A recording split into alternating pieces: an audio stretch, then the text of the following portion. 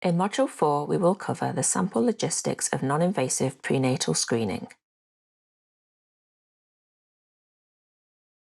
Firstly, the SAFE test requires a 10 ml sample of maternal blood in a Streck tube. The DNA remains stable at room temperature for up to 14 days in this tube. A standard blood draw procedure from a pregnant mother for an NIPT screen involves the following steps. Firstly, ensure that the patient test request form is completed and signed by the patient.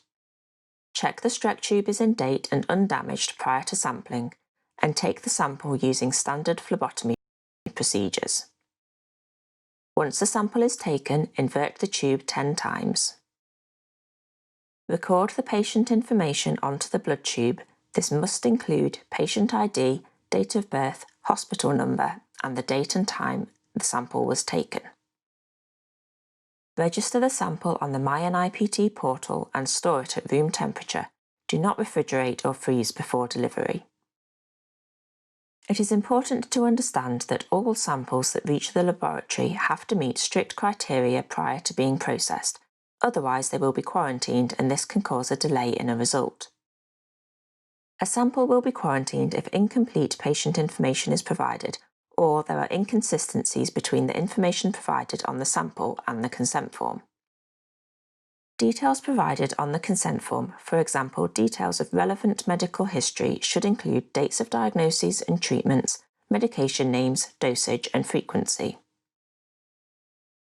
Blood samples will be rejected by the laboratory if the blood tubes are damaged, if the samples have been stored incorrectly, are clotted or too old. Samples will also be rejected if the gestation is less than 10 weeks, or if any of the key identifiers are missing. For sample transportation, follow the procedure in place within your hospital or clinic. Samples and consent forms must be sent together and the outer packaging labelled with a UN 3373 Biological Substance Category B label. Please post on the same day of sampling to reduce delays in samples. So why can samples get delayed? Each 10 ml blood sample contains sufficient DNA for 2 laboratory analysis runs.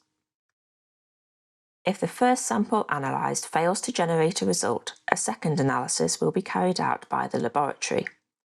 This will result in a delay of a minimum of 3 working days. Any delays will be highlighted in the MyNIPT portal.